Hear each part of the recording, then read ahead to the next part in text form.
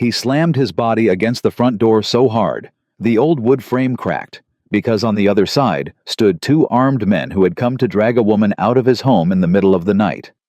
He had no weapon, no backup, no plan, just a Navy man's refusal to move.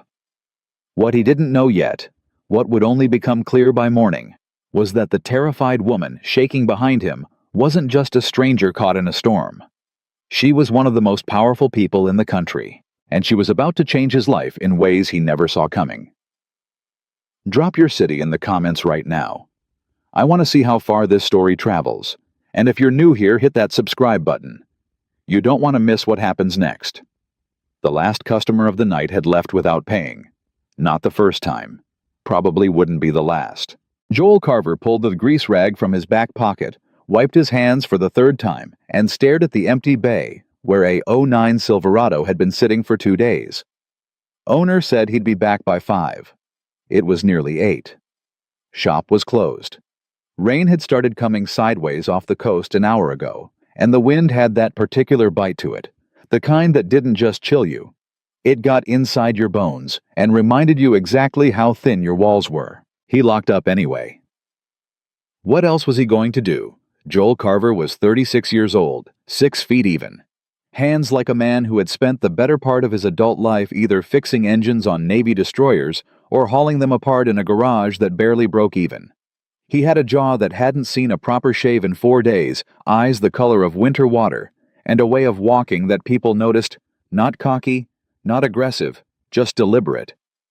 A man who moved like every step was a decision. He drove home in the rain with his windshield wiper on the passenger side half broken, which meant he leaned slightly forward the whole 18 minutes back to the Ridge Road, squinting through the blur the way he'd learned to squint through a lot of things in his life.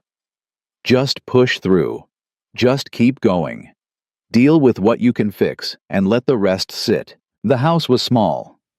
Smaller than the place he and his wife Sandra had rented in Norfolk when he first got out of the service. Smaller than most of the places he'd lived since. 3 rooms technically, one of which was barely bigger than a walk-in closet, but Mia had covered every inch of the walls with drawings. Horses, stars, a purple whale she'd named Gerald, so it felt like the richest room in the house. He checked on her first thing. Always did. She was asleep on her side, one arm thrown around a stuffed bear she'd had since she was 3. Her dark hair was a mess across the pillow. He stood in the doorway for maybe 10 seconds, just looking at her the way parents do when the rest of the world gets very quiet and very simple. 8 years old. She still believed her father could fix anything. He wasn't going to be the one to tell her otherwise. He moved to the kitchen and opened the refrigerator. Stared into it. Closed it. Opened the cabinet above the sink and found half a box of crackers and a can of soup he'd been saving for Mia's lunch tomorrow. He put the crackers back and took 3 of them with him to the couch instead of opening the can. 3 jobs. That was his life right now. The shop during the day, technically his boss's shop though. Ray had started calling it our shop lately when he wanted something. Then 2 nights a week, he drove freight for a warehouse company 40 miles inland. And on Saturdays when Mia was with his neighbor Dolores, he did maintenance work for a property management company that handled rental units in 3 different counties. He was never not tired. He had forgotten what it felt like not to be, but the bills were still behind. The mortgage on this house, a place he'd bought during the brief optimistic window right after getting out of the Navy, when he thought things were going to go differently, was 3 months in arrears. He'd gotten the certified letter last week. He'd put it in the kitchen drawer with the others. There was a particular kind of exhaustion that wasn't physical. He knew it well. It was the exhaustion of doing everything right and still losing ground, of working harder every month and watching the numbers go the wrong direction anyway, of knowing with a cold certainty that lived just below the surface of every waking moment that one emergency, a medical bill, a transmission, anything would tip the whole thing over. He ate his crackers, listened to the storm. Then Mia's voice came from the hallway. "Daddy!" He was up before she finished the word. She was standing at the edge of the hallway in her socks and her pajamas, with the little stars on them holding the bear against her chest, her eyes wide and fixed on the front door. "What is it, baby?" "Someone's knocking," she said. Really hard. He heard it then, He had been so far inside his own head he'd tuned it out. 3 fast knocks. A pause. 3 more harder, like whoever it was had moved from asking to begging. He crossed the room and put his hand on Mia's shoulder. "Go back to your room. Leave the light off." "Daddy, it's fine, just go on." He waited until he heard her door close, then he moved to the front door and looked out the side window. At first, he only saw the rain. The porch light was struggling in the wind, swinging slightly, and the darkness beyond it was absolute. Then, lightning moved across the sky offshore, and for 1 second, everything was white, and he saw her, a woman, young, alone. One hand pressed flat against the door, the other arm wrapped around herself. Her coat, dark, expensive, looking the kind, with a structured collar that cost more than his truck payment, was soaked completely through. Her hair was plastered to her face. She wasn't looking at the door anymore. She was looking back over her shoulder at the empty highway, like she was waiting for something to come out of the dark. He unlocked the door and opened it. The wind came in immediately cold and sharp, carrying the smell of salt and pine. The woman turned fast when she heard the latch, and for a half-second, she flinched back genuine fear, the kind that lives in the body before the brain gets involved. And then she looked at him. Her eyes were dark brown and completely alert, despite everything the way eyes get when adrenaline has burned through all the normal filters. "Please," she said. Not dramatically, just cleanly, the way people talk when they've run out of everything except the truth. "I just need to get out of the rain. I won't be any trouble. I just need somewhere to wait." Joel looked past her. The highway was empty. No headlights anywhere. "Wait for what?" he said. She hesitated. "For the storm to let up." He looked at her for another moment. Then he stepped back from the door. "Come in." He gave her a towel and a dry flannel shirt he'd washed but not yet folded, and she took both without making a performance of it. He put the kettle on. She sat at the kitchen table and said nothing while he moved around the small space, and he gave her that silence without making her feel watched. He didn't ask her name. Not yet. He'd learned in 8 years of military service that when someone is running scared, the fastest way to close them down is to start demanding information. You let them breathe first. You let them feel safe enough to exist in the room. Then, if they wanted to talk, they would. She talked. "My name is Claire," she said. He nodded, put a mug of tea in front of her. "Thank you. I'm sorry to show up like this. I know how it looks." "It looks like someone got caught in a bad storm," he said, sitting down across from her. "That's all." She looked at him with something careful in her expression, like she was measuring the sentence for something hidden inside it. When she didn't find anything, some of the tension in her shoulders released maybe a 1/4 inch. "Is it just you here?" she asked. "My daughter," he said. "She's asleep." "I won't wake her." "You won't." She wrapped both hands around the mug and stared into it. He noticed several things without making a project of noticing them. The ring she was wearing on her right hand, not left, looked like it cost more than his house. Her nails were professionally maintained, but 2 of them were broken freshly, like she'd grabbed something hard and fast. There was a thin cut on her forearm she hadn't mentioned, and it wasn't deep, but it wasn't nothing either. Her phone buzzed in her coat pocket. She didn't answer it. It buzzed again almost immediately. And then again.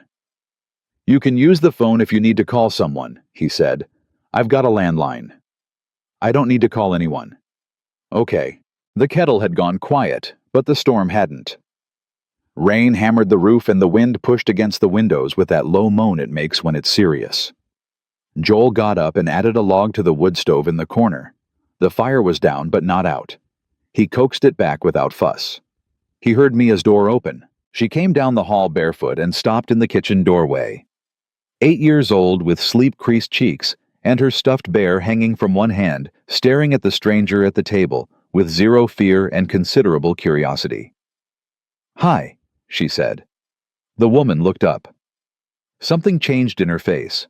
Not performance, something else. A softening that seemed involuntary. "Hi," she said back. "I'm Mia." I'm Claire." "You're all wet," Mia said matter-of-factly. "I know." I got caught in the rain." Mia considered this. Then she crossed the kitchen, climbed up onto the chair beside the woman, and held out the stuffed bear. "This is Captain," she said. "He's good if you're scared." The woman stared at the bear. Her jaw moved slightly. She took a breath through her nose that was slightly too careful to be casual. "Thank you," she said quietly. "Captain sounds like exactly who I need right now." Mia nodded satisfied. Then she looked at her father. "Can I have water?" "Get back to bed first. I'll bring it." "Daddy." "Mia." She sighed the exaggerated sigh of someone who has been asked to do a reasonable thing and finds it deeply unreasonable. But she slid off the chair and padded back down the hall. At the doorway, she turned back to look at the woman once more. "You can keep Captain for tonight if you want," she said. "He doesn't mind." Then she was gone. Joel got up and filled a glass of water from the tap. Mia's door clicked shut. He carried the water down the hall, knocked twice, handed it through the cracked door. "Is she okay?" Mia whispered. "She's fine. She just got caught in the rain." "She looks sad." "Get some sleep." "Daddy." "Yeah." "You did a good thing letting her in." He didn't say anything to that. He closed the door gently. When he came back to the kitchen, the woman called Claire had her elbows on the table and her face in her hands. She wasn't crying. She was doing that thing people do when they are trying very hard not to cry and have been doing it for long enough that the effort itself has become exhausting. He sat back down. "You don't have to tell me anything," he said. "But if you need to talk, I'm not going anywhere." She lifted her face, looked at him. "Why are you being this kind?" she said. "You don't know me." "No," he said. "But you knocked on my door in a storm and you looked scared. That's enough." She studied him for a long moment. "My name isn't Claire," she said. "I know," he said. She blinked. "Your coat," he said, nodding slightly toward the rack where he'd hung it. "Monogram on the interior pocket, VL." She closed her eyes briefly. "You didn't say anything?" "Wasn't my business. Most people—" She stopped herself, tried again. "Most people would have asked." "I'm not most people," he said, not like a boast, just a fact. She looked at him for another long moment. The storm pressed against the house. The fire crackled low and steady in the wood stove. "My name is Vivian," she said finally.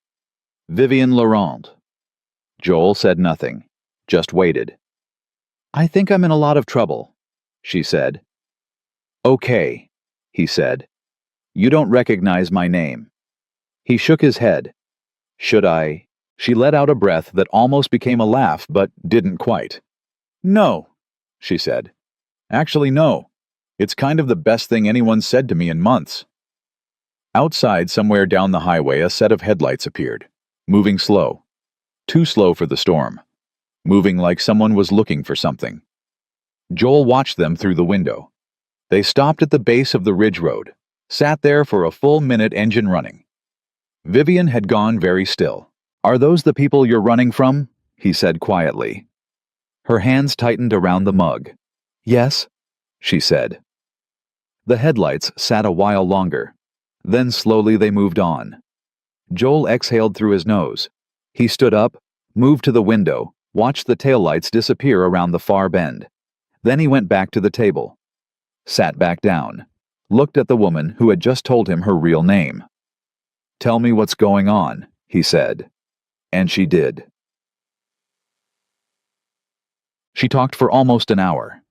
The man she was engaged to, a man named Adrian Cross, who had come into her company 2 years ago presenting himself as a visionary partner, had spent those 2 years carefully, methodically dismantling the trust she'd built into her business and replacing it with corruption she couldn't see. He had used her company's government contracts, her name, her digital signatures on documents she'd never fully read to broker illegal arrangements with defense contractors, military energy systems, classified infrastructure bids, money moving through shell accounts with her company's fingerprints all over them. She had found out the previous afternoon. A junior systems analyst named Priya, whom Vivian had personally mentored, had come to her office with a flash drive and shaking hands and said, "I need you to see something, and I need you to not tell anyone I showed you." What was on that drive had taken Vivian's entire world view and turned it over like a car on ice. Adrian hadn't just been stealing. He had built a parallel paper trail designed to point directly at Vivian when everything came apart. Every fraudulent signature led back to her. Every laundered transfer had her authorization code on it. He had spent 2 years constructing a version of events in which she was the criminal and he was the witness. By the time she'd processed what she was looking at her personal assistant, a woman named Dana, who'd worked for her for 3 years, had stopped returning her calls. When she called Adrian, he didn't answer. When she walked to the corridor outside her office, 2 men she didn't recognize were standing at the elevator. "Security," her deputy had said. "Mr. Cross sent them up." She had walked to the bathroom, called no one, texted her driver 1 word. "Not tonight." Then she'd taken the stairwell down 14 floors, walked out through the loading dock, and started moving. She'd been moving ever since. "How long ago was that?" Joel asked. "About 9 hours. And the men in those SUVs? Adrian's private security team. He has 6 men on rotation. Former contractors. Armed." She met his eyes. "Yes." Joel was quiet for a moment. "And you came up here because—" "I drove until the storm made driving impossible. My phone battery was at 4%. I pulled over on the Ridge Road and started walking, and your light was the only one I could see." He looked at her. She looked back at him. "Okay," he said. "Okay. You're not going back out in that storm tonight. The guest room is—" He glanced back down the hall.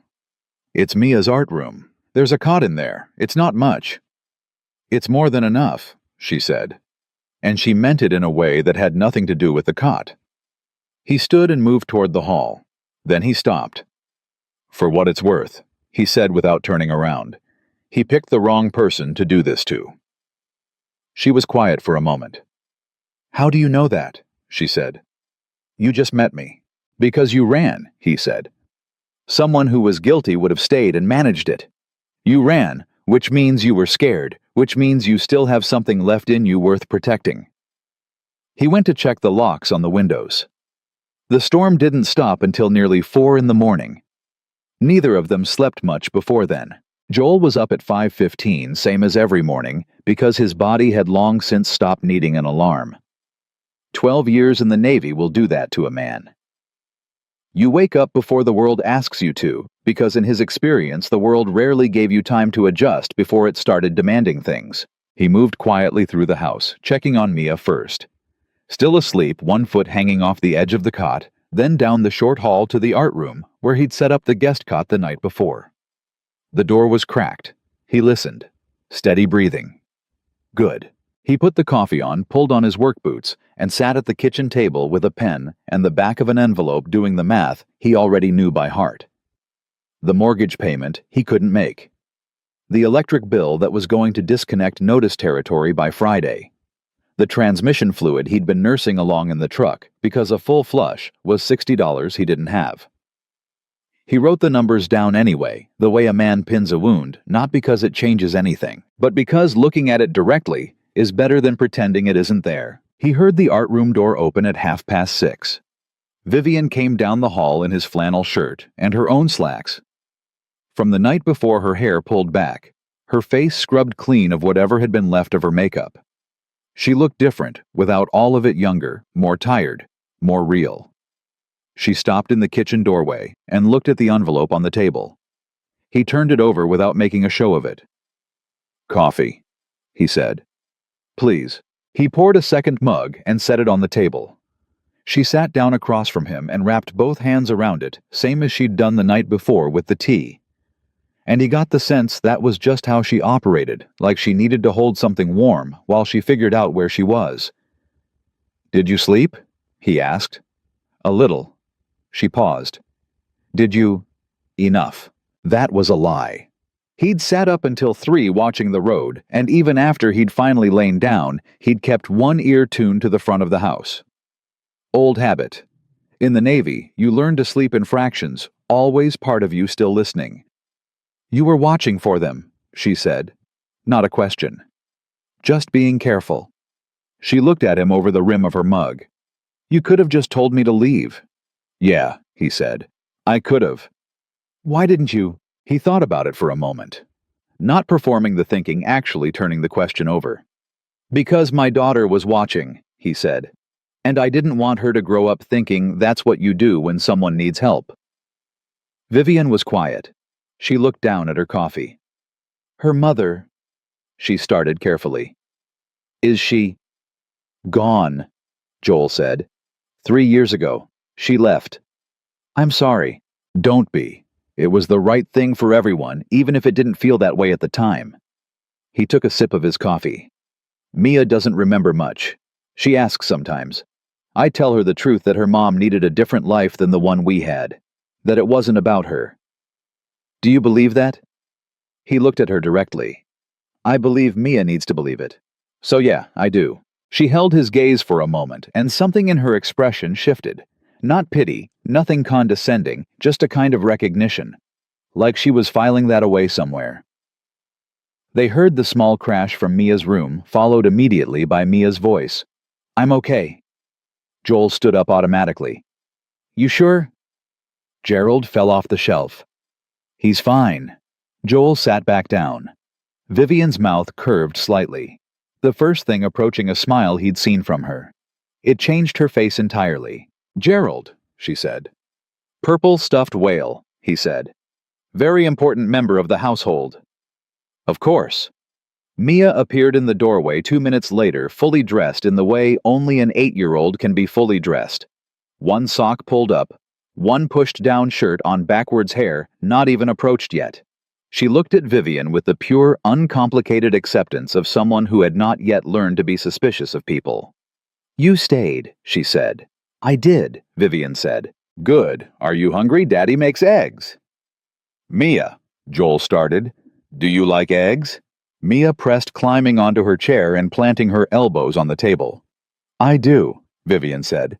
He burns them sometimes, but they still taste good. I have never burned eggs in my life, Joel said, getting up and moving to the stove. The time with the cheese, Mia said pointedly. That was a different situation entirely. They were black on the bottom, Daddy. They were caramelized. Mia looked at Vivian with the gravity of a witness presenting evidence. They were black. Vivian laughed, a short, surprised sound like it came out before she had a chance to decide whether to let it. She pressed her fingers to her mouth, right after almost embarrassed by it. Like laughter was something she'd temporarily forgotten how to do, and her body had done it without permission. Joel cracked 4 eggs into the pan and said nothing, but he'd heard it. He made breakfast with what he had, which wasn't much. Eggs toast from a half loaf of bread, the last of the butter. Orange juice from a carton that was technically 2 days past its date, but still fine. He put Mia's plate in front of her first, without thinking about it the way he always did, and gave her the bigger portion without making it obvious the way he always did that too. Vivian watched him do both things. She didn't say anything about it, but she saw it. After breakfast, Mia went to the art room to draw, and the two of them sat with their second coffees in the small quiet of the kitchen while the morning light came gray and thin through the window, the storm having finally worn itself out sometime around dawn. I need to make a call, Vivian said. My real security team, not Adrian's people. They've been trying to reach me since last night. I've been afraid to use my phone because it can be tracked, but I need to tell someone where I am. You can use the landline, Joel said. Can't trace a landline to a GPS coordinate. She looked at him. How do you know that? I worked comms on a destroyer for 4 years, he said. You learn the difference between what can be found and what can't. She nodded slowly. I'll keep it short. Take as long as you need. She made the call from the kitchen while Joel checked on Mia. He could hear the murmur of her voice, controlled, precise, giving information without emotion, the way people talk when they're used to being listened to in rooms where emotion is a liability. Whoever was on the other end was clearly relieved. There was a brief back and forth that he caught fragments of. No, I'm fine. No, don't send anyone yet. I need a few more hours. Because I said so, Daniel, that's why. Then a longer silence, then quieter. No, I'm safe. Someone helped me. Another pause. No, nobody you'd know. She came back to the kitchen doorway. My team knows where I am. They're standing by. Good, Joel said. They want to come now. I told them to wait. He looked at her. Why? She seemed to think about how to answer that. Because, she said finally, the moment they show up, all of this. She gestured vaguely at the small kitchen, the crayon drawings on the refrigerator door, the cracked linoleum, and the mismatched mugs. All of this becomes something else, and I'm not ready for that yet. He understood that, without needing her to explain further. He nodded and stood up. I've got to call my boss. I missed the opening shift at the shop this morning. He said it plainly without self-pity because that was just the fact of it. 3 jobs, and he'd missed the start of one. He made the call in the hallway. His boss, Ray, answered on the second ring. You're late, Ray said, which was Ray's version of, are you okay? Storm took out the road for a while. I've got a situation at the house. Situation. Family thing. A pause. You want me to dock you the morning, or you coming in this afternoon? I'll be in by noon. Fine. But Joel... Ray's voice dropped slightly. The Harmon account called again. Said if the truck isn't ready by Thursday, they're taking their business to Shelby's. Transmission's waiting on the part from the distributor. I know that Harmon doesn't care. Just get in when you can. He hung up and stood in the hallway for a moment. Thursday. The part was supposed to arrive Wednesday. It would be tight. Everything was always tight. That was just the shape of his life. Every timeline a fraction too short. Every margin too thin. Every day, a careful calculation of what could wait and what absolutely could not. He went back to the kitchen and found Vivian standing at the refrigerator with the door open, not taking anything, just looking. You're almost out of everything, she said. I know, he said. Grocery day is Friday. She turned and looked at him with an expression he couldn't quite read. Not pity, he'd been on the receiving end of pity enough times to recognize it, and this wasn't it. It was more like she was recalibrating something inside herself. Can I help? She said. With the groceries. With anything. I'm just sitting here taking up space and you've got a life to run. You're not taking up space, Joel. It was the first time she'd used his name, and she said it simply without decoration. I'm a person who is used to solving problems. Sitting still while other people manage things on my behalf makes me feel insane. So please, let me do something useful. He looked at her for a moment. Mia's been asking me to fix the latch on her art room window for 2 weeks, he said. I keep not having time. There's a toolbox in the hall closet. She blinked, then she almost smiled again. I can probably manage a window latch. I figured. She went to fix the window latch. He heard her and Mia talking in there for a while, Mia narrating the purpose of each drawing on the wall with the complete seriousness of a museum docent, Vivian asking questions with what sounded like genuine interest. He heard the screwdriver working. He heard Mia say, "You're pretty good at that." And Vivian say, "My first job was helping my uncle fix things on weekends." He said no one should ever have to depend on someone else for something they can learn themselves. A pause. I think I forgot that for a while. He didn't go in. That conversation wasn't for him. But he stood in the hall for a moment longer than he needed to. His phone buzzed. A text from a number he didn't recognize. We know she's on the ridge. Last chance to be smart about this. He stared at it. Then he typed back, wrong number, and blocked it. He went to the front window and looked out at the road. Nothing. Just wet asphalt and the kind of morning quiet that sits wrong when you know it won't last. He went back to the kitchen and sat down with the envelope he'd turned face down earlier. He unflipped it, looked at the numbers, added them up the way he'd done 100 times. The answer was the same as it always was. He was 2 months behind on the mortgage.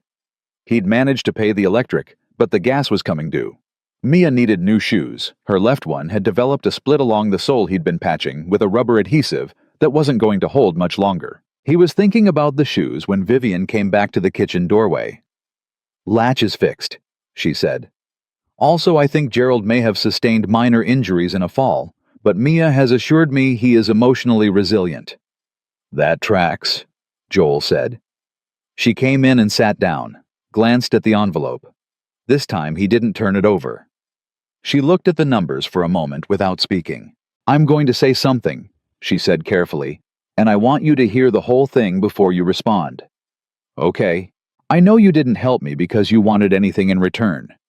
I know that because I've spent 10 years in rooms full of people who help you specifically because they want something, and I know exactly what that looks like.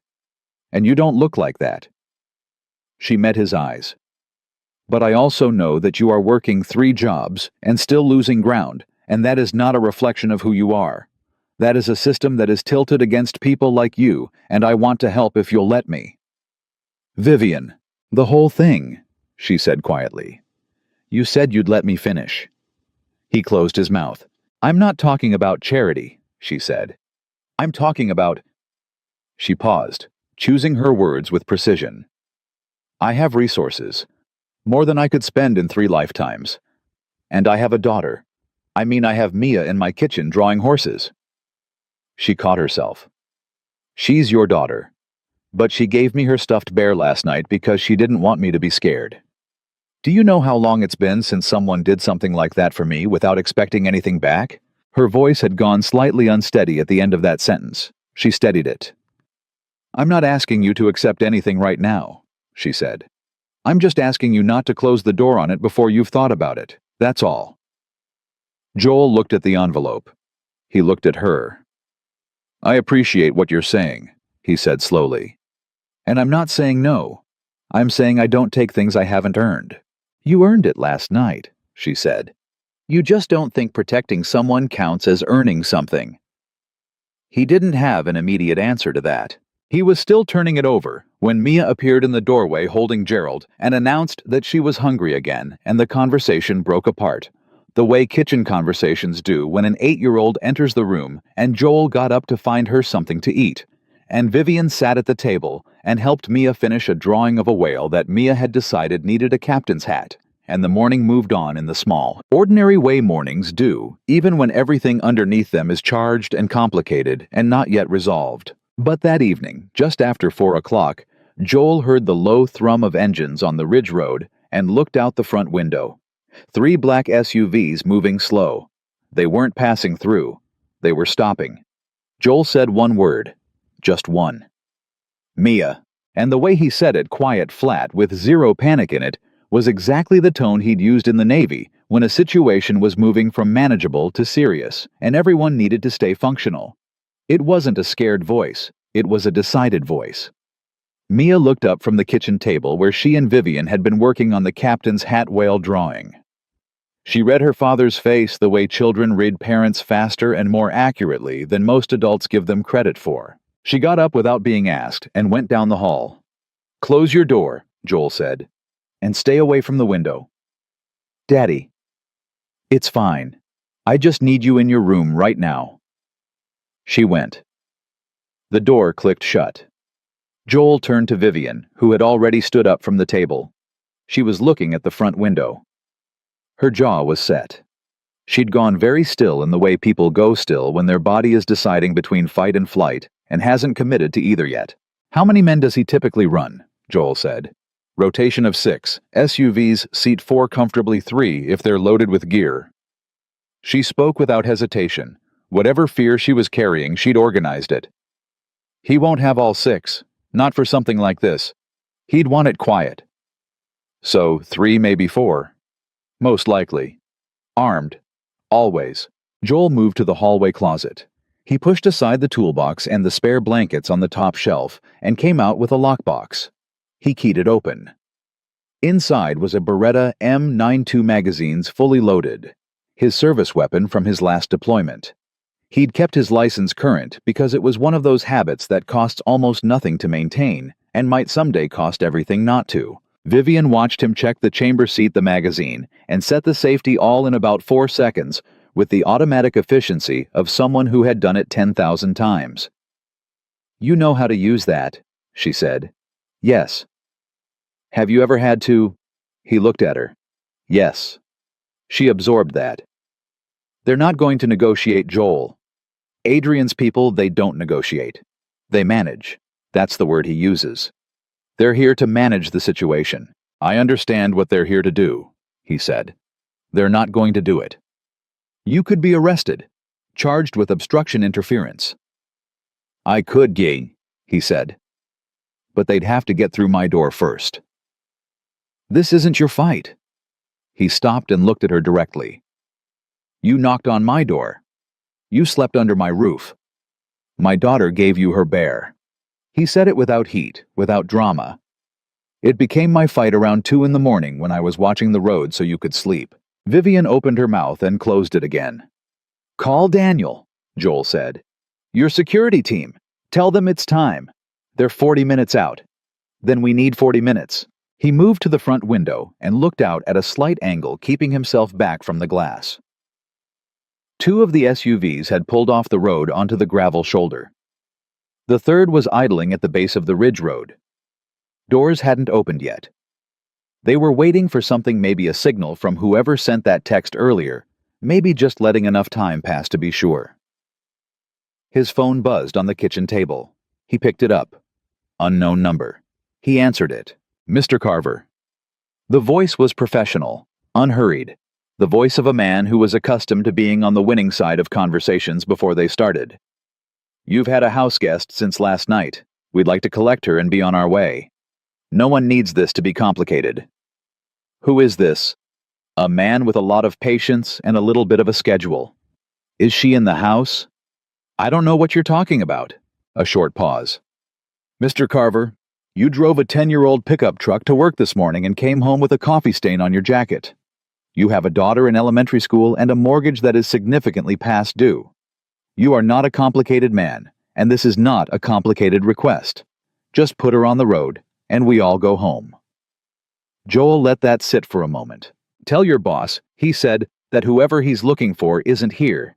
And tell him if those vehicles don't move off my property in the next 5 minutes, I'm going to be on the phone with the county sheriff, the state police, and every local news outlet that covers this county. Mr. Carver. 5 minutes, Joel said, and hung up. He set the phone down. His hands were steady.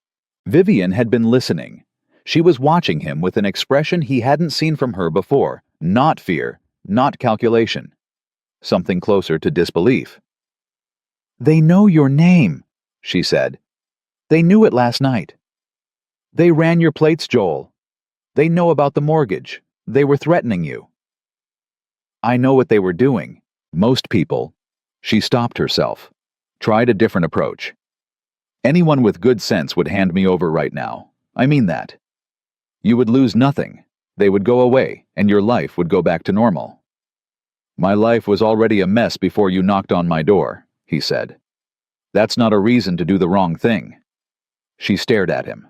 You're not afraid of them, she said, and it came out sounding less like an observation and more like something she was trying to understand from the inside.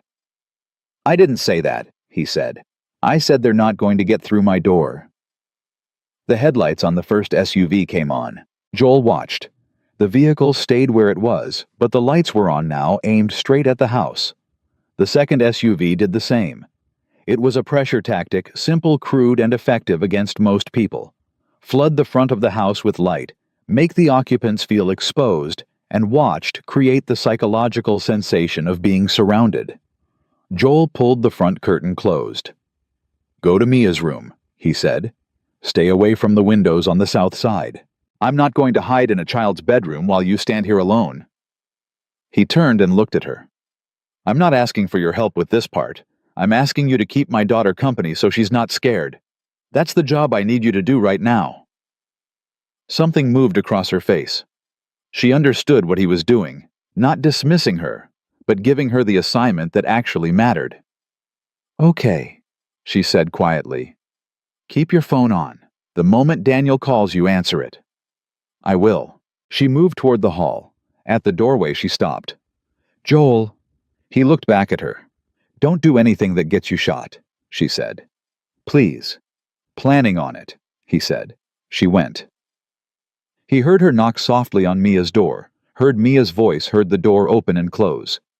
Then the house was quiet, except for the sound of his own breathing, and the engines idling outside. He dialed the county sheriff's non-emergency line, got a dispatcher named Helen, whom he'd spoken to exactly once before when someone had backed into his mailbox. He told her there were 3 unidentified vehicles on his property, with occupants who had made what he would describe as a coercive telephone contact. And he had a young child in the house, and he would appreciate a patrol swing by when they had someone in the area. Helen said she'd pass it along. He didn't expect a car in the next 30 minutes. He knew how these things worked. But the call was logged, and a logged call changed the calculus for people who were trying to keep things quiet. 4 minutes later, the front door took 3 hard knocks. Not the desperate pounding of the night before. These were deliberate, measured. The knock of someone who expects the door to open. Joel stood in the front room with his hand at his side, the Beretta holstered against his hip under his flannel. He breathed once evenly, the way his chief petty officer had taught him before any situation that required absolute clarity. Then he opened the door. 2 men. Both large, both dressed in the kind of dark tactical clothing that was trying not to look like tactical clothing and failing. The one in front had a square face and the flat professional calm of someone who hurt people for money and had learned to feel nothing particular about it. The one behind him was younger, more watchful, keeping his eyes moving. "Mr. Carver," the one in front said, "we'd like to come in." "No," Joel said.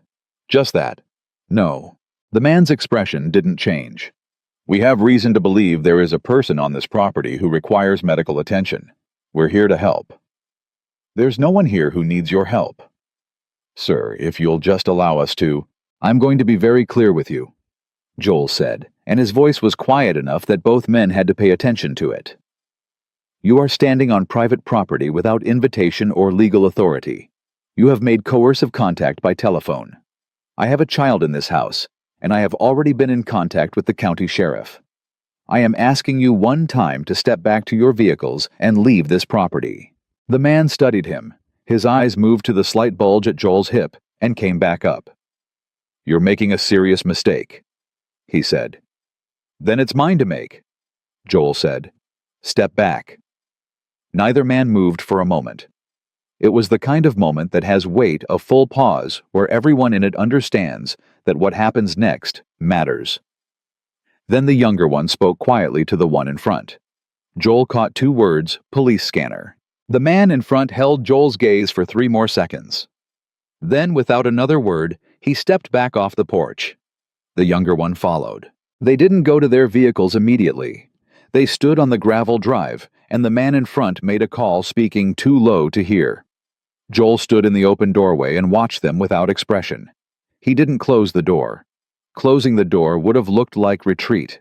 He just stood there in his own home in an old flannel shirt, looking like a man who had already decided. He heard Mia's voice from down the hall. "Daddy?" "I'm here, baby." "Is everything okay?" "Everything's fine. Stay with Vivian. She's teaching me how to play a card game." "Good." He kept his eyes on the men outside. The call ended. The man in front turned and looked back at Joel one more time. There was something in his expression now that hadn't been there before. Not quite respect, but a recalibration. The recognition that the man in the doorway was not going to move.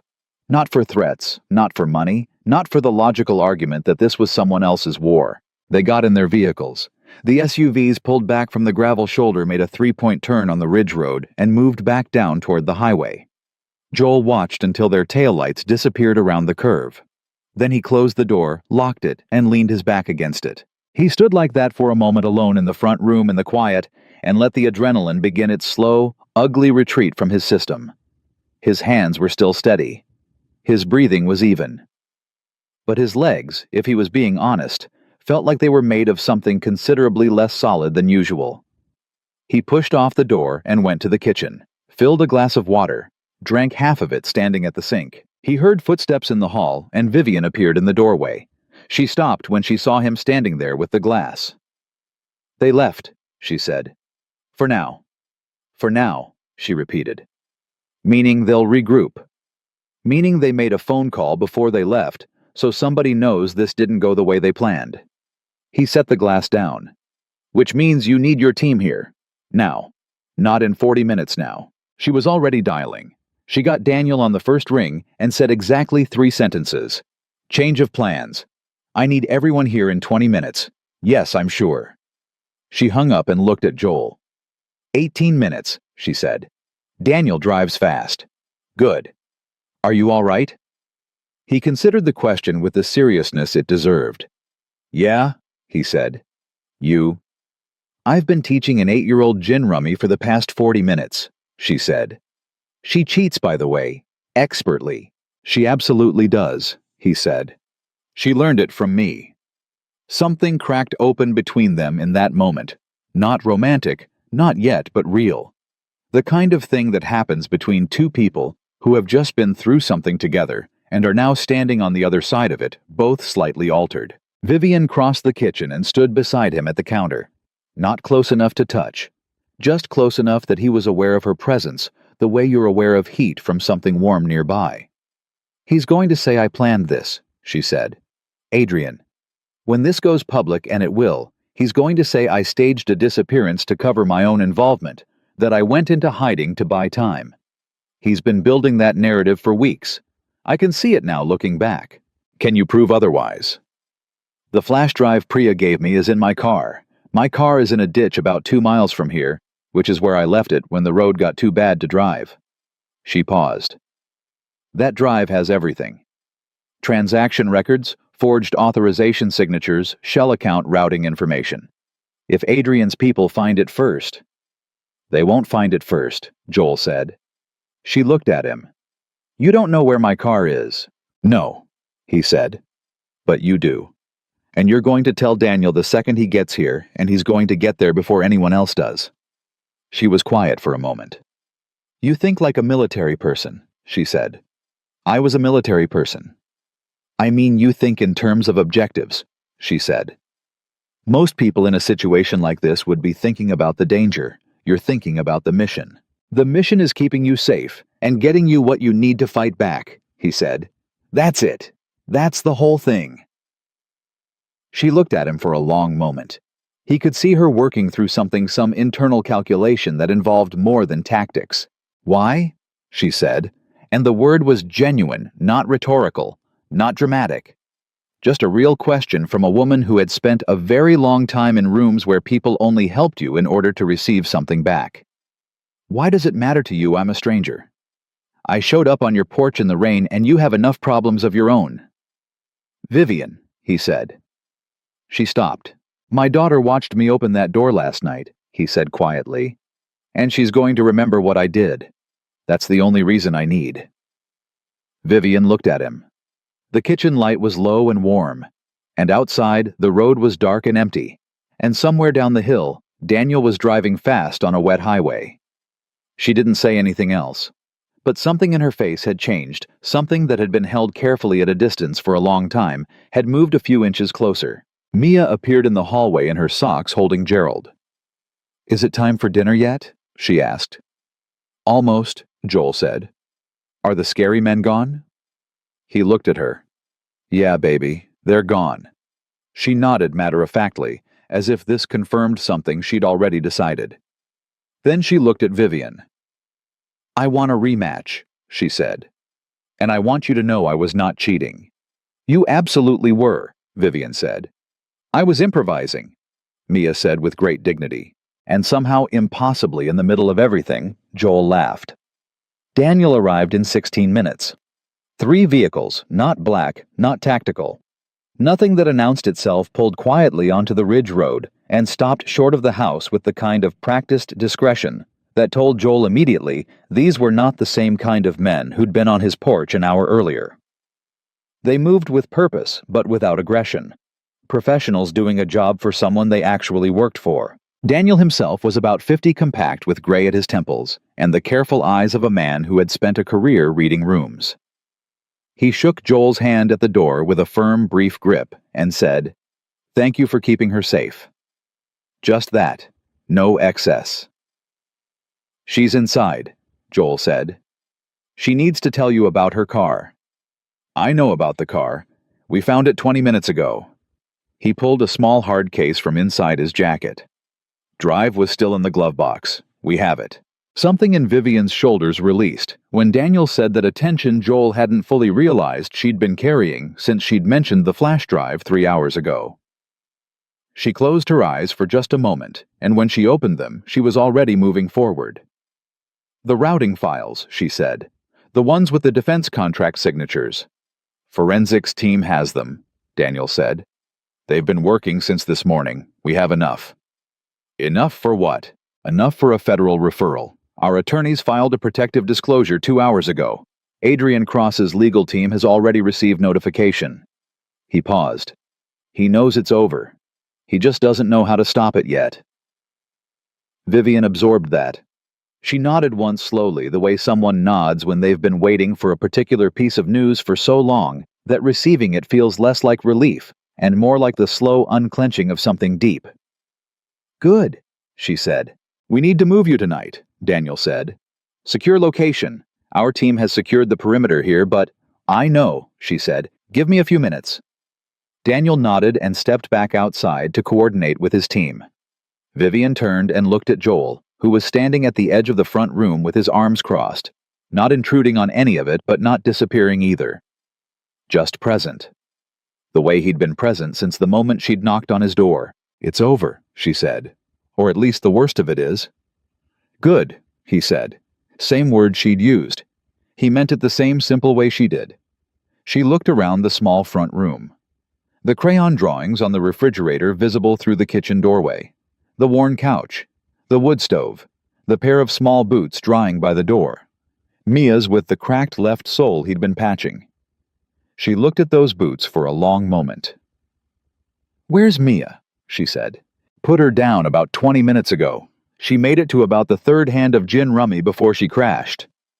Vivian smiled at that fully this time, not the surprised half-smile from the morning, but something warmer and more deliberate. She beat me 4 times, she said, and she was absolutely cheating every single time. She stacks the deck when she shuffles. I've seen her do it. I've never been able to figure out how. She told me her grandfather taught her. Joel was quiet for a moment. My father, he said. He used to take her on Saturdays. He passed about 2 years ago. She talks about him like he's still in the room. Yeah, he said. She does. The house was quiet around them, in the way houses get late at night, when all the urgent things have been handled, and what's left is just the ordinary weight of living. Somewhere outside Daniel's team moved in quiet coordination. Somewhere down the hall, Mia slept with Captain tucked under her arm, and Gerald on the pillow beside her. I need to ask you something, Vivian said. Okay. And I need you to not immediately say no. He looked at her. That's a loaded opening. I know. She turned to face him fully. When this becomes public, and it's going to become very public very fast, journalists are going to come looking for the story of where I was. Someone will find this house. Someone will find your name. I figured. It won't be comfortable. People will write things, make assumptions, manufacture a narrative about why a woman like me ended up in a house like this with a man like you. She said it plainly without apology, because she was the kind of person who named the difficult thing rather than talked around it. I want you to know that before it happens, so it's not a surprise. All right, he said. That's your whole reaction. What would you like me to say? She exhaled. Most men would be either excited about it or furious about it. I'm neither, he said. People will say what they say. Doesn't change what happened here. She looked at him with that careful expression again, the one she'd been using since breakfast, when she was trying to understand him. Like he was something she didn't have an existing category for. I want to do something for you, she said. Not as a transaction, not as payment, just... She stopped herself, started again. You told me last night that you don't take things you haven't earned. I want you to hear me when I tell you that you have earned it. Not because you protected me tonight, although you did, but because the way you live... Her voice shifted slightly. The way you talk to your daughter. The way you gave her the bigger portion this morning and pretended you weren't hungry. The way you fixed her shoes at your kitchen table at midnight because new ones weren't in the budget. She paused. I saw that. I see it. Joel said nothing. Something had gone quiet in him. "You are doing everything right," she said. "And the numbers still don't work. And that is not a personal failure, Joel. That is just a broken system pressing down on a good man. And I have the ability to push back, and I want to. If you'll let me." The kitchen clock ticked. Outside, one of Daniel's men walked across the gravel drive and spoke quietly into a radio. "What are you talking about?" Joel said finally. Not defensive, just asking with the literal directness of a man who needed to know what he was actually agreeing to before he agreed. "Your mortgage," she said. "It's 3 months arrears. I want to clear it." "Vivian, I'm not finished." She held his gaze. "There's an auto repair garage on the Harbor Road. It's been empty for about 18 months. I looked it up this afternoon on my phone when you were outside. It used to be a good business. The owner retired, and his family couldn't keep it going. The equipment is still there." She paused. "I want to buy it, and I want to put it in your name." The silence that followed that sentence had a particular texture to it. Joel looked at her. His jaw had moved slightly, like he'd started to say something, and decided not to yet. "That garage," he said slowly. "You know it. I put in an offer on it 4 years ago, before Mia's mom left. Before everything went—" He stopped. "I had to pull the offer when things got complicated." "I know," she said quietly. "I mean, I didn't know. But I can hear it in how you said it." He turned away from her, not in anger, and walked to the kitchen window, stood looking out at the dark. "That garage was my plan," he said, more to the window than to her. "My whole plan. I was going to do restoration work. Classic vehicles, Navy veteran stuff, hire some guys who were having a hard time getting back into civilian life. I had the whole thing mapped out." A short pause. "Then everything changed, and I let it go. You let things go when you have to.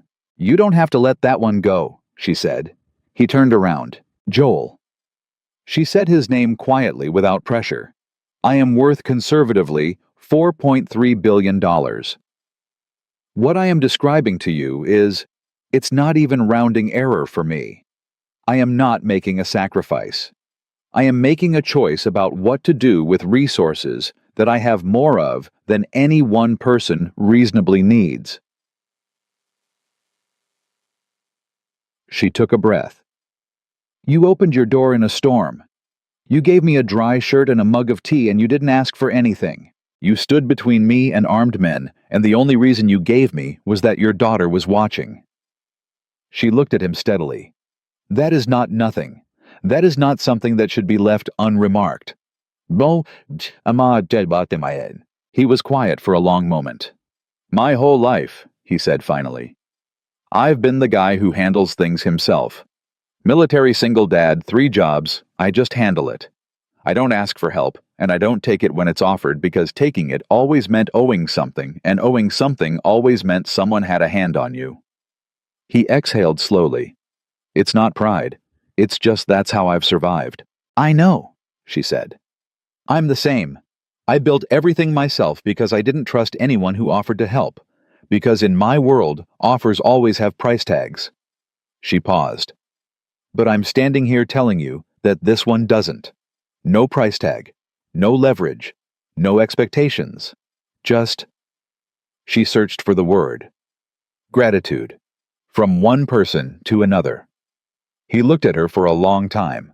Then he looked down the hallway toward Mia's room. Thought about the boots by the door, the cracked sole, the grocery list with things crossed off, the envelope on the kitchen table with the numbers he knew by heart. "I'm going to think about it," he said. "That's all I'm asking. I mean actually think about it. Not politely think about it and then say no." "I know the difference," she said, "and I'll take it." Daniel appeared in the front doorway. "Ms. Laurent, we need to move." Vivian nodded without taking her eyes off Joel for another moment. Then she moved toward the hall. "I want to say goodbye to her," she said, "even if she's asleep." "Go ahead." She went quietly down the hall.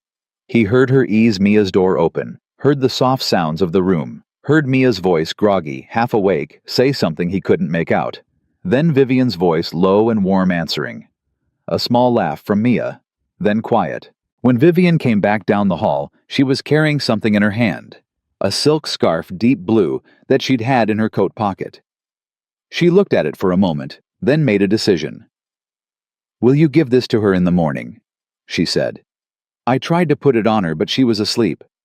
She'll probably make it into a horse blanket for Gerald, but I'll give it to her," he said. She handed it to him. Their fingers overlapped for a half-second on the fabric. "She asked me if I was going to come back," Vivian said. "What did you tell her?" "I told her I didn't know yet." She met his eyes. "Is that the right answer?" "It's an honest one," he said. She said that was okay. She said her daddy always told her that honest is better than easy. He said nothing to that, because it was the thing he'd been telling Mia since she was 5 years old. And hearing it come back to him from this woman in this hallway at this particular moment in his life was more than he knew what to do with. Vivian looked at him one last time. "You reminded me," she said, "of something I'd forgotten." "What's that?" She took a breath.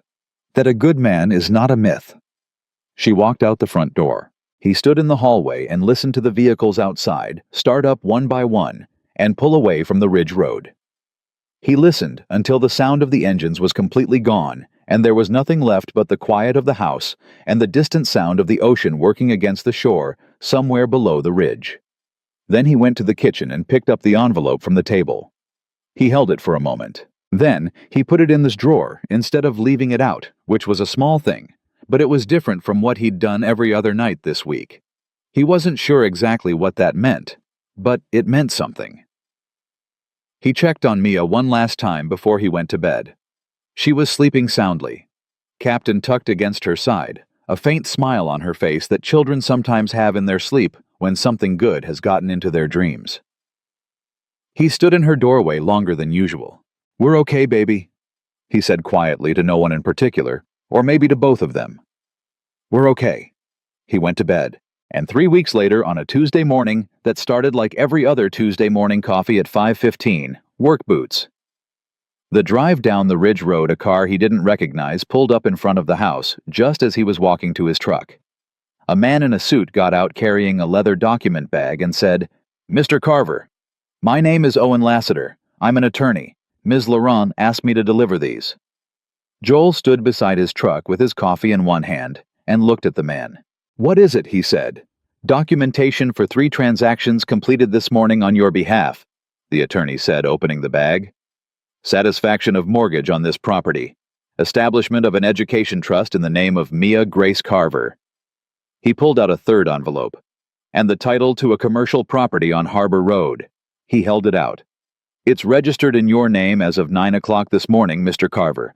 The keys are inside." Joel looked at the envelope for a long moment. He thought about what she'd said. Not charity, gratitude. He thought about Mia's boots by the door. He thought about the garage he'd let go 4 years ago. The plan he'd folded up and put somewhere small inside himself so he could keep functioning without it. He took the envelope. "There's also a letter," the attorney said, pulling a smaller envelope from the bag. "Handwritten. Ms. Laurent asked me to make sure you received it personally." Joel took that too. The attorney shook his hand, went back to his car, and left. Joel stood on his Ridge Road driveway in the early morning with his coffee going cold in his hand, 2 envelopes he hadn't expected, and the particular feeling of a man whose world has just shifted under him so quietly that he almost didn't notice it happening. He opened the handwritten letter standing right there. Her handwriting was clean and direct, the same way she talked. "Joel, I said I would think about what to give you. And I did. I thought about it for 3 weeks. I kept coming back to the same thing. You didn't protect me because you expected a reward. You did it because your daughter was watching and you wanted her to see what a good man does. So I'm not paying you back. I'm paying it forward to Mia. To the version of you that had a plan and had to let it go. To the veterans you're going to hire when the garage opens, because I know you will, because that's just who you are. Use it well. Don't thank me, just use it well. V. He read it twice. Then he folded it carefully and put it in his inside jacket pocket close to his chest and stood in his driveway for another minute, looking at nothing in particular. Then he got in his truck and drove to the harbor. He wanted to see the garage. The garage on Harbor Road was bigger than he remembered. He sat in his truck in the empty parking lot for a few minutes before going in, just looking at it through the windshield with his cold coffee in his hand and Vivian's letter folded against his chest. The building was weathered but solid good bones, his father would have said, which was what his father said about anything worth keeping. 2 bay doors, a small office with a window facing the water, a backlot that could hold 8 vehicles if you parked smart. The sign above the door was faded to the point of illegibility, which suited Joel fine because he had his own name for it already. Had always had his own name for it, carried it around for 4 years, like a coin in his pocket. He used the key from the attorney's envelope and went inside. The equipment was there the way Vivian had said. Dusty some of it, but serviceable. A lift that would need a hydraulic check. A compressor that looked newer than the rest. Workbenches along the south wall with the kind of scarring that meant someone had actually used them for real work, not just storage. He walked the whole space, slowly running his hand along the bench surfaces, testing the floor for soft spots, checking the wiring panel in the back corner. It was good. It was real. It was exactly what he'd planned 4 years ago. He stood in the middle of the empty garage in the early morning light that came through the high windows, and he let himself feel it for a minute without qualifying it or arguing with it or putting it in a drawer. Just felt it. The way you feel something that you had given up on coming back. Then he went back to his truck, drove to the shop, and told Ray he was giving 2 weeks' notice. Ray looked at him across the counter for a long moment.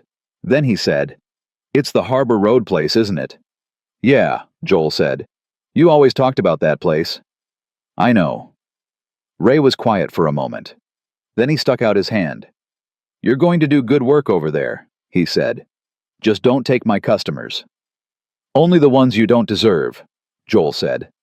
Ray laughed. It was the most relaxed Joel had felt in that shop in years. The next 2 weeks moved fast in the practical, logistical way that new beginnings always do. Permits, and inspections, and cleaning and ordering, and the specific joy of making a list of things you actually want to do, rather than things you have to do just to stay above water. He called 3 men he knew from his Navy days, men he'd served with and then lost track of in the complicated aftermath of military life, men who had come home and found that home had somehow gotten smaller while they were gone. He told them what he was doing. He told them he had work if they wanted it. All 3 said yes before he finished the sentence. He told Mia about this garage on a Saturday morning over breakfast. She listened with the particular attention she gave to things she understood were important. "So you're going to fix cars there," she said. "Classic cars mostly, restoration work, and general mechanical. But yes. Like the ones in your magazines. Like the ones in my magazines." She thought about this. "Can I come after school sometimes?" "If you do your homework first." "I always do my homework." "Mia, I almost always do my homework." "Then almost always yes." She went back to her cereal satisfied. Then without looking up, "Is this because of Vivian?" He paused. "Partly." "I knew she was going to do something," Mia said with the serene confidence of someone who had assessed the situation early and been proven correct. "She kept looking at your face when you weren't watching. People do that when they're deciding something." Joel looked at his daughter. 8 years old. "When did you get so smart?" he said. "I've always been smart," she said. "You just talk to me like a regular person, so I talk back like one." He didn't say anything to that. He just drank his coffee and felt the specific, uncomplicated richness of that moment, the morning light, his daughter at the table, the future 1 week closer than it had been yesterday. The garage opened on a Thursday in October, 6 weeks after Vivian's attorney had appeared in the driveway with the envelope. Joel didn't do a grand opening, didn't put out a sign or run an ad. He just unlocked the bay doors at 7 in the morning and started working. His 3 Navy guys were already there when he arrived, Marcus showing up first, which was typical. Then Denny, then Sal, who was always technically on time but never early, and seemed to regard punctuality as a moral statement rather than a habit. By noon they had 3 vehicles in the lot, and a 4th call scheduled for the following week. Word traveled fast in a small coastal town, especially when the word was that the new shop on Harbor Road was run by a Navy vet, who did honest work at honest prices, and hired men who understood what it meant to come back from something and need to build something new. By the end of the first month, the bay was full. Joel called Vivian on a Wednesday evening after Mia was in bed, sitting in the small office at the garage with the water visible through the window. She answered on the second ring. "How's the garage?" she said. Not hello, not how are you, straight to the thing she actually wanted to know about. He'd noticed that about her, the directness. It had startled him at first. Now it was just one of the things he knew about her. "Full?" he said. "We're booked out 6 weeks. A pause. "That was fast." "Small town. People talk." "How are the guys working out?" "Marcus knows engines like he was born in one. Denny's slower, but his finish work is perfect. Sal complains about everything, but never makes a mistake." He paused. "They're good men. They needed somewhere to land." "So did you," she said quietly. "Yeah," he said. "So did I." There was a comfortable silence between them. The kind that didn't need to be filled. He'd noticed that too, that silence with her wasn't awkward. It was just time that belonged to both of them equally. "How's the other thing?" he said. She knew what he meant. The public thing. The corporate war that had been playing out across financial news and business media for 6 weeks. Adrian Cross's legal team contesting the federal referral. The board of her company fracturing along lines she'd predicted. And a few she hadn't, her own name in headlines every day, in some combination of vindicated and questioned and embattled and resilient, depending on which outlet was writing it and what narrative they'd already decided on. "Ugly," she said. "But moving in the right direction. The routing file evidence is stronger than his attorneys expected. 2 of his board allies have already stepped back. My general counsel thinks we're looking at a full resolution in about 90 days. And after 90 days, I rebuild," she said, simply without drama. "That's what you do." "Yeah," he said. "It is." Another silence. "I want to come up there," she said. "When things settle, if that would be all right." He took a moment before answering. Not because he was uncertain, but because the question deserved a real answer rather than a reflexive one. "Mia has been asking about you since the day after you left," he said. "She made Captain a little badge out of construction paper that says, 'Official loan to Vivian.' She's been saving it." He heard Vivian breathe in. A careful breath. The kind people take when something catches them off guard in a good way. "That child," she said softly. "Yeah. Tell her I'll bring Captain home personally." "I'll tell her." "Joel." "Yeah." "Thank you. For calling." "You said not to thank you." "That was a different thank you. This one is about the call. You didn't have to call. You could have just—" She paused. "You didn't have to call."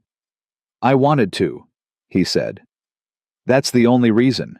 She was quiet for a moment on her end of the line. He could picture her in some clean, expensive room that was nothing like his small office with the water view at some desk stacked with documents and decisions, still carrying the weight of a fight that wasn't over yet. "Good night, Joel," she said. "Good night, Vivian." She came in November on a Saturday unannounced in the sense that she'd told him she was coming, but not the exact time, which he'd come to understand was how she operated when she didn't want something to feel like a scheduled event. She just appeared a car he didn't recognize, parked on the Ridge Road, and then a knock on the door that was nothing like the desperate pounding of that first night. Just a clean knock.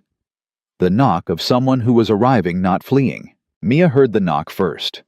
She ran to the door before Joel could get there, which was typical, and opened it, which she had been told 100 times not to do, without checking first, and stood in the doorway, looking up at Vivian with Captain tucked under her arm.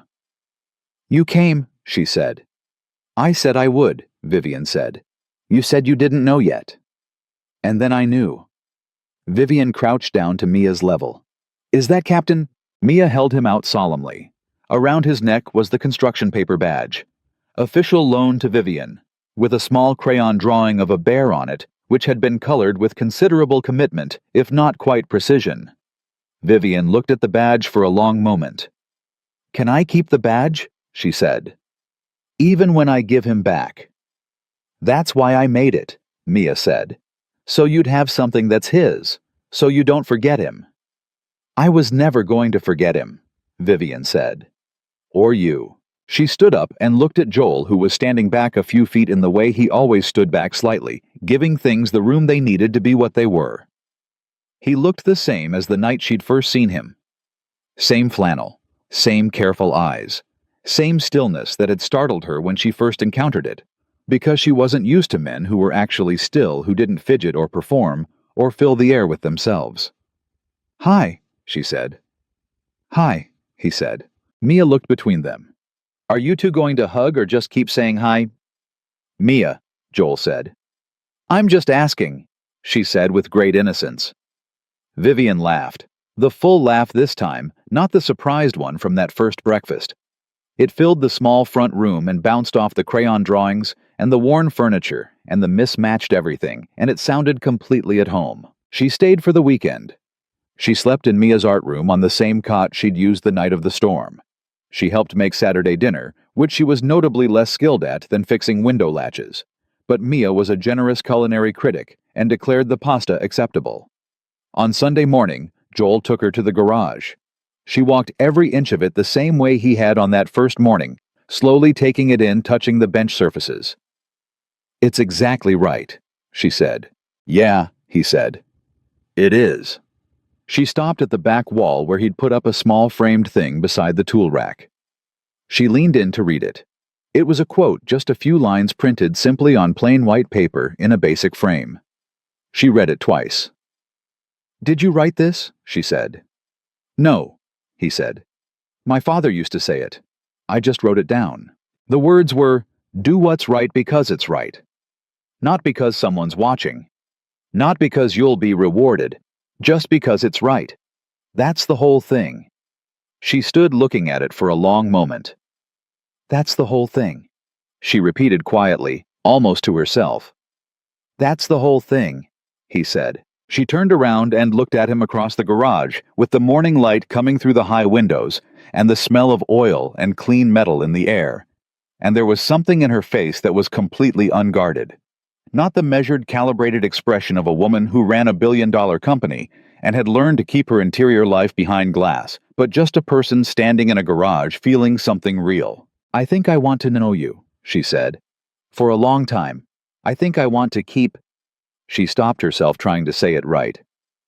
"I don't know what this is. I know it's not nothing." "It's not nothing," he agreed. "I'm complicated," she said. "My life is complicated. The next 6 months are going to be loud and public and not easy." "I've had complicated," he said. "I'm not afraid of it." She nodded slowly. "And Mia. Mia already made you a badge," he said. "I think she's made her position clear." She looked at him. Then she did something she didn't plan. She crossed the garage, closed the distance between them, and put her arms around him. Not romantically, not with any agenda. Just the embrace of one person who has been alone inside their own situation for a very long time, reaching toward another person who understands that exact feeling. He put his arms around her, and they stood like that in the middle of the garage for a moment that had no category except real. Then she stepped back and straightened herself and said, "Don't let me burn the toast tomorrow. I did it again this morning, and Mia's been very patient about it." "I'll handle the toast," he said. "Good," she said. "You handle the toast, and I'll handle Adrian Cross, and we'll call it a fair division of labor." He smiled. Deal. By December, she had won the corporate case.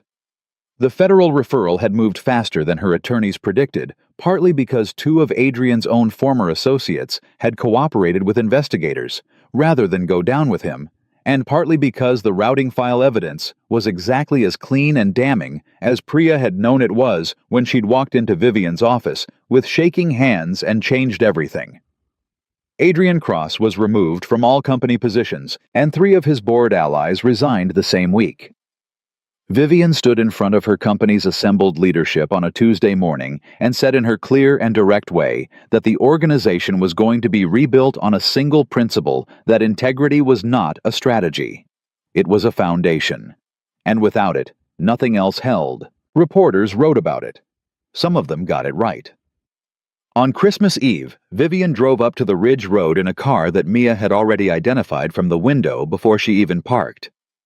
She came in carrying bags of groceries and something wrapped in brown paper under her arm that turned out to be a framed print she'd had made of Mia's captain's hat, whale drawing Gerald's portrait included matted properly and ready to hang. Mia looked at it for a full 10 seconds. Then she said, "That's museum quality." "I had it professionally printed," Vivian said. "Gerald looks handsome." Gerald is a very distinguished whale. Joel stood in the kitchen doorway watching the two of them, and felt something settle in him. Something that had been restless for years. Some deep structural tension in the way he moved through the world. The constant low-grade brace against the next thing going wrong. It didn't disappear. It wasn't magic.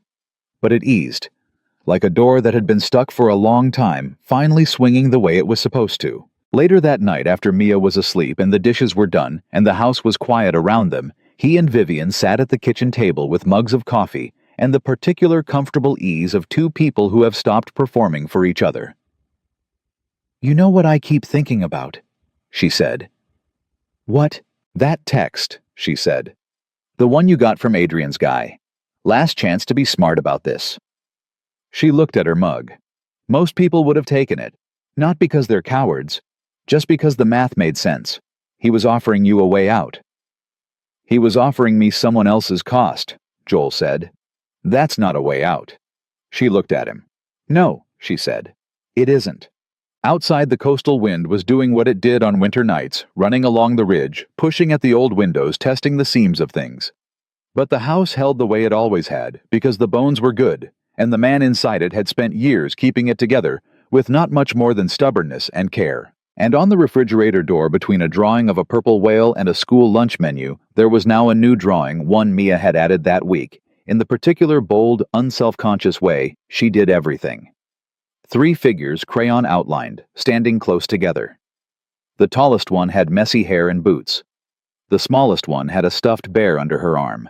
The middle one had a smile that took up most of her face. Under it, in Mia's handwriting, careful and deliberate, and absolutely certain, "Us." That was it. That was the whole story. Not the money, not the headlines, not the corporate war, not even the night a tired Navy father stood in his doorway and refused to move for men who thought they could buy whatever they needed. Just 3 people who had each been alone inside their own kind of storm, and a door that opened at the right moment, and a little girl who gave a stranger her bear in the dark because she'd been raised by a man who believed without complication or exception that kindness was never wasted, not even when the world gave you every reason to think otherwise. Some storms break things, and some storms, if you're lucky enough to be standing in the right place, when they end, bring you exactly what you needed most.